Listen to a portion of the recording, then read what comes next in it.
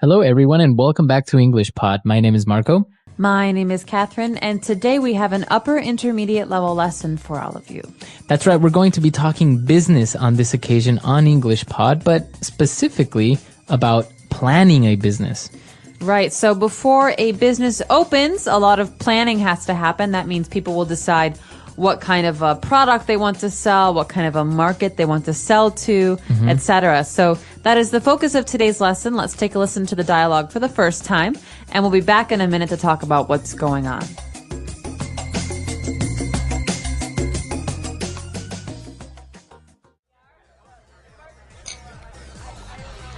I've had it. I'm done working for a company that is taking me nowhere. So what are you gonna do? Just quit? That's exactly what I'm going to do. I've decided to create my own company. I'm going to write up a business plan, get some investors, and start working for myself. Have you ever written up a business plan before? Well, no. It can't be that hard. I mean, all you have to do is explain your business, how are you going to do things, and that's it, right? You couldn't be more wrong. A well-written business plan will include an executive summary which highlights the idea of the business in 2 pages or less.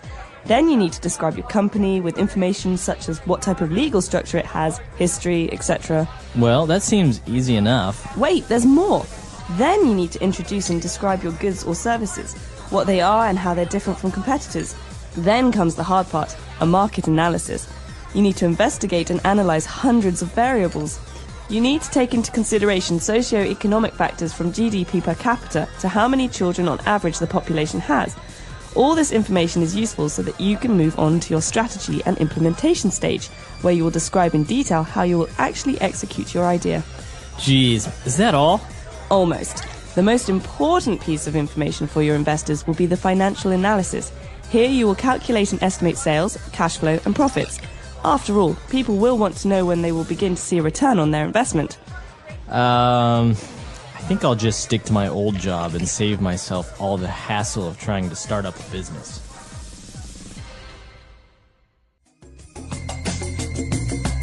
All right, we're back. So the guy wanted to open up a business, but his friend explained that it's not so easy and gave a lot of interesting words and phrases there. He did. He seemed a little naive, like he didn't really know how much work is involved in opening a business. Exactly. So I think we should take a look at some of the words used on Language Takeaway. Language takeaway. The first word is the heart and soul of the process before you open a business. It's the business plan. All right. So the business plan, as you said, it's a noun, and it's basically a document that explains what's going on in the business. Exactly. It's a paper that you write about the business that you want to open, and it's a plan. So that's what the name says. You have to tell what you will do, how much money you will spend, how much money you will need. Because if you're asking people for money, they want to know where the money will be spent, if it's going to be spent on wise decisions. Exactly. And as you mentioned, so you show this business plan maybe to a bank, but also maybe to an investor. That's right. So investor is our next word. It's another noun, but this noun is a person.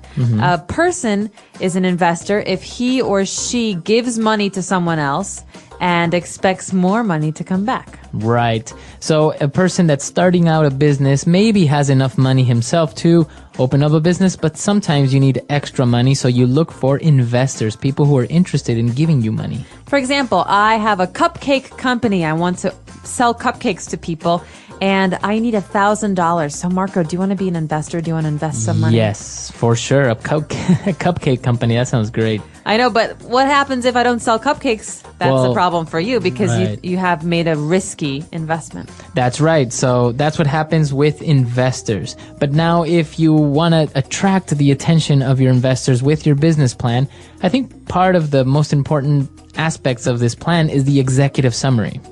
A summary is usually an outline of the important points of a paper or a document. So in this case, I could say, Catherine's Cupcake Company will sell delicious cupcakes of 10 different flavors to the market of 5-year-olds to 55-year-olds. People will love them. She has a great secret recipe, and she plans to triple her investments by next year. Right. That's exactly it. So if an investor reads the executive summary, which shouldn't be more than 2 pages long, you can pretty much get the idea of what the business is about. So if you want more details, you have to read the rest of the business plan, but mainly with the executive summary, you can more or less know what it's all about. Exactly. So a summary, like I said, is something that should be short and it should give you all of the most important information about something. Exactly. And well, they were talking more in depth about, analyzing things and doing some research. And among those things, the girl mentioned the socioeconomic factors. Okay, when I said we're going to sell cupcakes for my company to people between the ages of 5 and 55, we need to analyze, we need to look at their socioeconomic factors. Socio comes from the word social. It means where in society they are. They're upper class, middle class, or lower class. Economic means how much money do they make? Do they make $10,000 a year or $100,000 a year? And so the kind of people we want to sell my cupcakes to will change according to their socioeconomic factors. That's right. So as you mentioned, socio comes from the word social or from society. So you're analyzing these factors from society. And part of these factors is the GDP per capita. So we have two different words there, an acronym, GDP. GDP, gross domestic product. Okay. That might seem confusing because gross means different things at different times. But in this case, domestic means our country. So within a country, all of the products added up together. Right.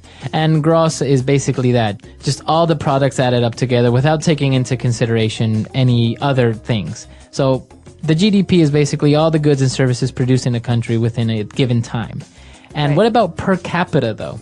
So per capita comes from Latin. Per means for or each, and capita is a head. So this is per person. Okay. So GDP per capita means how many goods and services are made divided by the number of people in that place. Exactly. So you probably have these indicators in your country or your own language as well. But that's basically it. And the acronym is gross domestic product. And just to explain a little bit, if you see this in Wikipedia or in an encyclopedia, normally a very low GDP per capita is $500 American dollars, and a high one would be 35,000. 35, yeah. And that's usually per year, right? Because that's usually how it's taken into consideration. The time is a year. All right. So those are the words that we have for you on Language Takeaway. Now, why don't we move on to a couple of different phrases on Fluency Builder? Fluency Builder. Okay, so this important first phrase, Marco, has to do with our last first phrase. We had a business plan. So what do? You write up a business plan. Right. And that's a common way of saying to write or to create, to work on a business plan, to write up. Right. So it's something that we say that's very colloquial. It's something that is very spoken. And I can't explain why we say it, but you'll sound very fluent if you say, I'm going to write up a business plan. Or why don't you write up a business plan? Right. So it would be correct to say, I'm going to write a business plan, or I have to write a business plan. But if you use this phrase, I'm going to write up a business plan, it's more fluent, right? It's just more native-like. Exactly. All right. And our next phrase is a return on investment.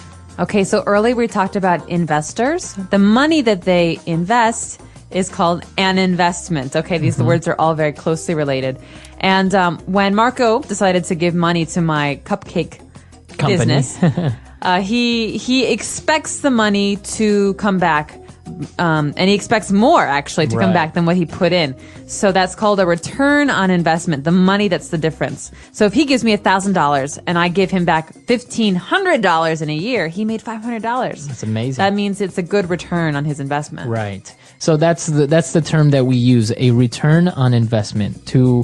So you don't say to return on investment, you see a return on investment. Exactly. It's a thing, it's a number, it's a quantity. It's something you can count. Right. And, well, in the end, after seeing that this business plan is not so easy, the guy said, you know what? I'm not going to quit my job and just save myself the hassle. What's the hassle? The hassle. That's an interesting word. So if I'm going to save myself the hassle is like the problem or the hard work that it involves. It's a lot of trouble. A lot of trouble. So I was going to cook some dinner tonight, but I'm going to save myself the hassle of going to the grocery store and buying it and cooking it by just ordering food. Right. So that's a good example. Instead of doing all the work of cooking, You just save yourself the hassle, pick up the phone, and get food delivered to your house. Right. And the word we change here, you can say save myself, save yourself, save his self. So you change that pronoun. The pronoun, exactly. So you can save yourself the hassle, or I'm just going to save myself the hassle. Okay, so that's about it for Fluency Builder. Let's listen to today's dialogue one more time, and we'll be back in a minute to talk about business.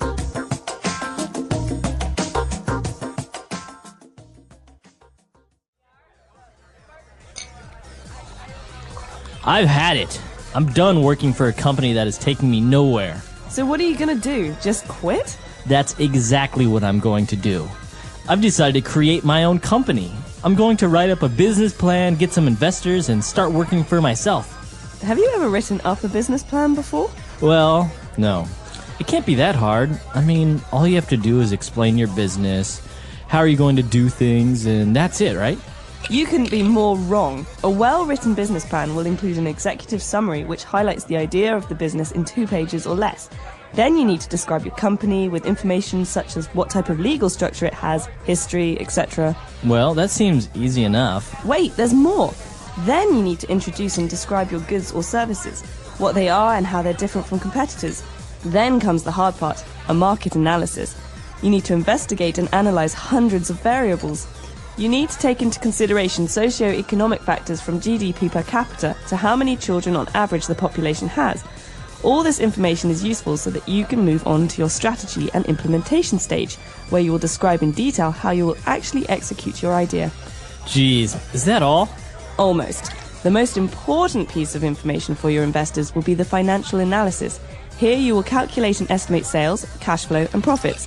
After all, people will want to know when they will begin to see a return on their investment. I think I'll just stick to my old job and save myself all the hassle of trying to start up a business.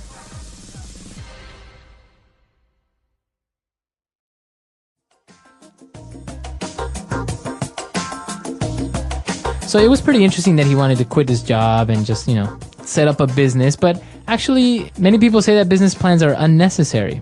Really? Do these people have lots of money and they don't need investors, or? I think the problem is that there are many books out there that give you clear examples of companies, Fortune 500 companies, that started out without a business plan. So I think many people take this as a rule. A rule, like, well, they didn't need one, or it's not really necessary, or why should I write up a business plan? Well, I'm not an entrepreneur and I'm not a business person, but my feeling is that a business plan is as much for investors as it is for yourself. Mm-hmm. It helps you clarify your goals. It helps you explain your objectives to your future colleagues. And I think it's just a really good way to map out the first year of a business, because it tends to, a lot of businesses fail in that first year. So I think this is a really important step. Yeah, exactly. Starting a business is exciting, right? But I think many people forget something important. Yes, they forget to make a business plan. It's like trying to drive without a map. Exactly. A business plan is like a guide. It shows you where you want to go and how to get there. Some people think it's just for big companies, but even small businesses need a plan. Yes, even if you sell cookies at home or open a small cafe, you should have a business plan. So what should a business plan include? Good question. It should have information about your product or service. What are you selling? And who are your customers? Are they students? Parents? Tourists? Right. You should also write about the market. Is there a need for your product? Are other people selling it? That's called market research, right? Yes. Market research helps you understand if people want what you're offering. And I think the plan should talk about money too. How much will you spend? How much will you make? Yes. You should write about your costs, like rent, materials, or staff, and also your prices. Will you make a profit? Sometimes people forget to think about competition, but it's important to know who else is doing the same thing. Absolutely. You can learn from competitors. What are they doing well? What can you do better? And don't forget about your goals. Where do you want your business to be in 1 year or 5 years? That's a great point. A business plan is not only for today. It helps you think about the future. Some people write it only once and never look at it again. But I think it's better to check it often. Yes, a business plan can change. You might learn something new and need to make changes. Writing it down also helps you stay focused. When things get hard, the plan reminds you why you started. Exactly. It gives you motivation and keeps you organized. So many people just jump into business without thinking. That's true. But a good plan can help you avoid mistakes and save money. Another important thing in a business plan is the name of the business. It should be easy to remember and say. Yes, and it should match what your business is about. If you sell coffee, the name should sound like a coffee shop, not a car shop. I once saw a small business with a funny name. I didn't even know what they were selling. That can be a problem. A clear name helps customers find you and understand what you do. What about the location? Should that be part of the plan too? Of course, location is very important. If you open a shop, it should be where people can find it easily. And if it's an online business? Then you should plan your website well. The website is like your shop on the internet. Right. It should be simple, clean, and easy to use. People leave websites if they are slow or confusing. Also, a business plan can include how you will tell people about your business. That's called marketing. Ah, yes, like making flyers, posting on social media, or even talking to friends. So people also offer discounts when they start. That brings in more customers. That's a smart idea. Everyone loves a good deal. Marketing is not only about selling. It's about building trust with your customers. I agree. People want to buy from someone they trust. So it's important to have good service and be honest. Do you think a business plan should include information about the owner? Yes, I think so. Investors or partners want to know who is behind the business. And if you're applying for a loan, the bank wants to know if you have experience or skills. Even if you're new, it's okay. Just be honest and show you are serious and ready to learn. A business plan shows that you're not just dreaming, you are planning. Exactly. It's not just hope, it's action. And sometimes, just writing the plan helps you see problems before they happen. I think a lot of people are afraid to make a business plan because they think it has to be perfect. That's true, but it doesn't have to be perfect. It just needs to be clear and helpful. Some people use pictures or simple charts in their plan. That makes it easier to understand. Yes, like showing how much money you need and how much you expect to earn. A small graph or table can help. Also, it helps to write steps. Like, first, I will buy my tools. Second, I will set up my shop. Third, I will start selling. That's a great idea. It's like making a to-do list for your business. And when you finish one step, you feel proud and ready for the next one. Another helpful thing is writing what could go wrong. Like, what if fewer people come by? Yes, that's smart. It's called a risk plan. You think about problems before they happen. Then you can think of solutions too.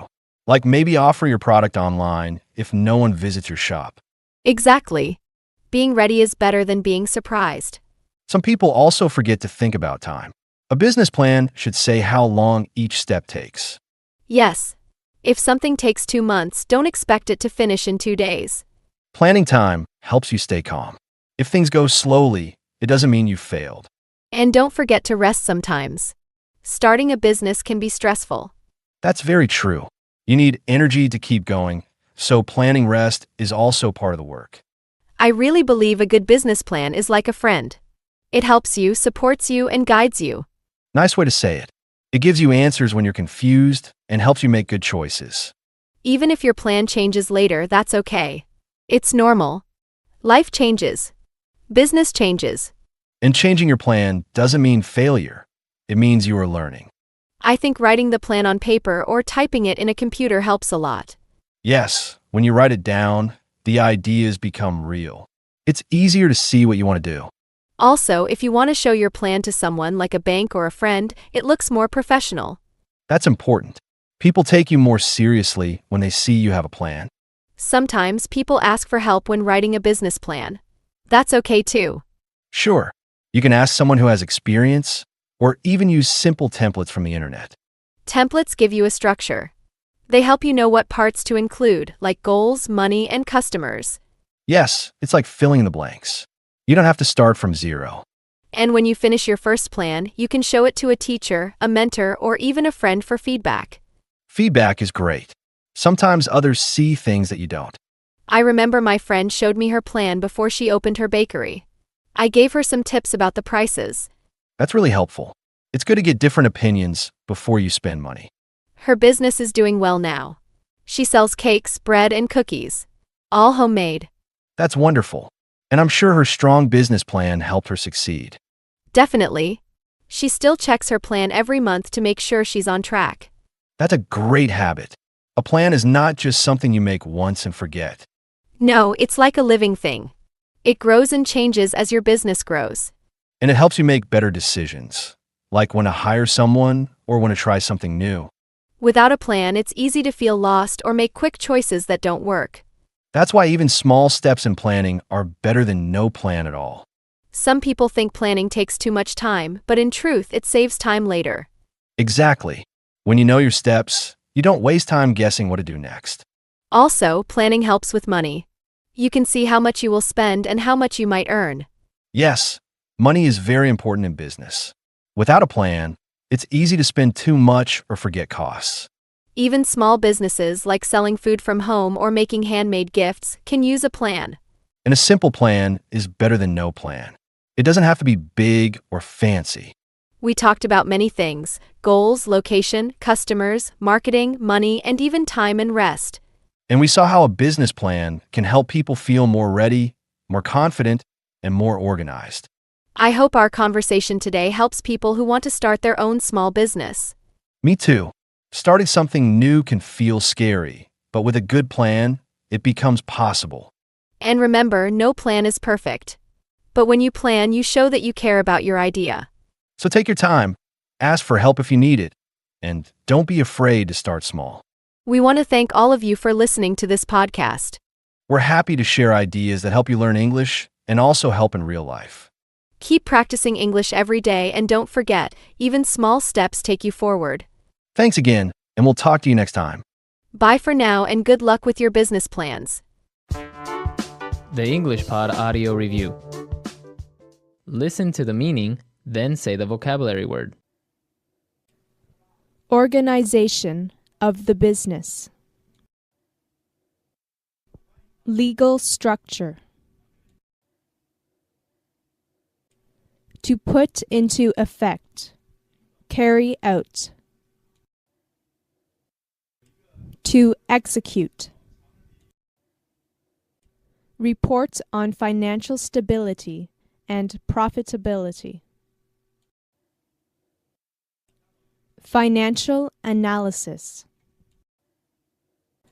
Profit made from one's investment. Return on one's investment. A great deal of trouble, difficulty, nuisance. Hassle. Let's try that faster. Profit made from one's investment. Return on one's investment. To put into effect. Carry out. To execute. Report on financial stability and profitability. Financial analysis. A great deal of trouble, difficulty, nuisance. Hassle. Organization of the business. Legal structure. Now say the word and hear it in a sentence. Legal structure.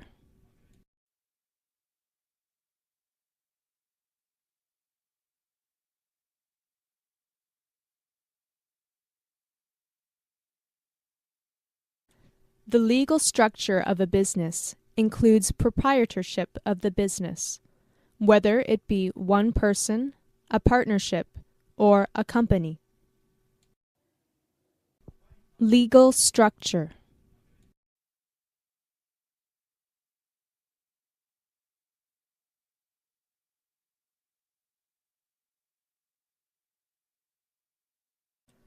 When he wrote up his executive summary and considered the type of legal structure, he decided that he would need to get liability insurance. Legal structure.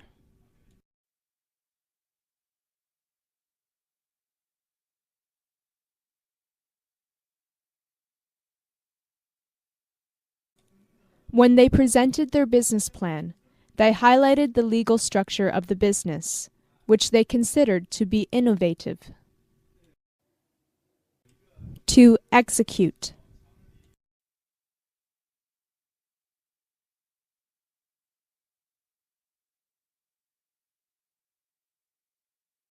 Having looked over the business plan one more time, the partners agreed that it was time to execute their plan. To execute.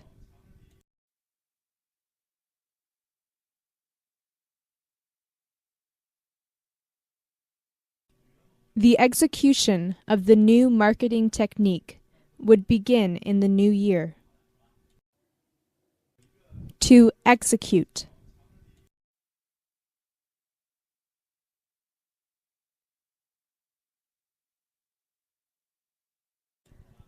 The captain of the ship decided that it was time to execute Plan B. Financial analysis.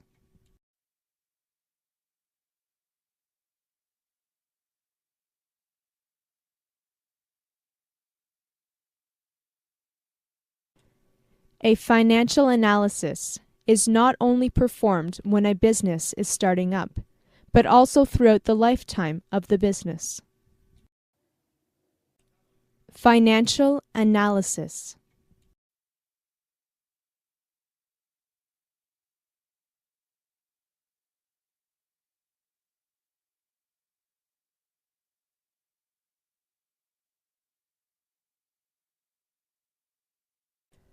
The management of a business will consult the financial analysis to make sure the business is making profits and all the finances are in place, as well as deciding where to spend money to improve the business. Financial analysis.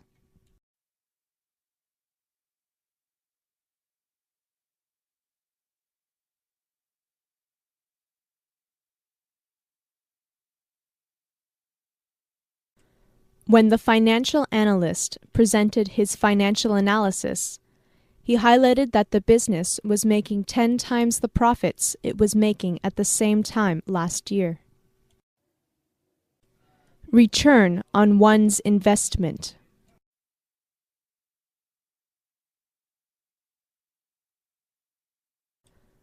I got a huge return on my investment with that company. Return on one's investment.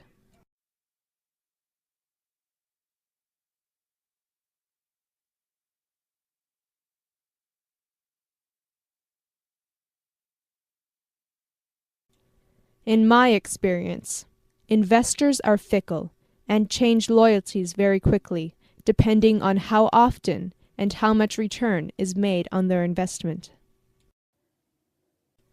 Return on one's investment.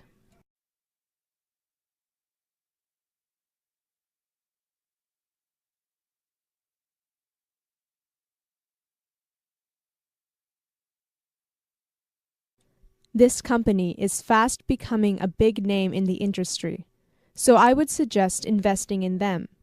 It is pretty much guaranteed you will get a good return on your investment. Hassle.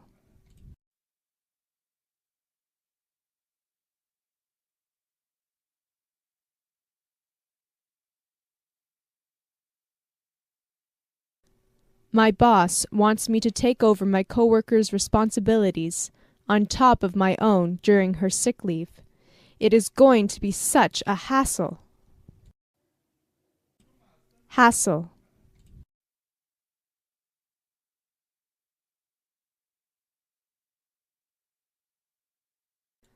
I am going to save myself the hassle of going to court and just pay her the damages. Hassle.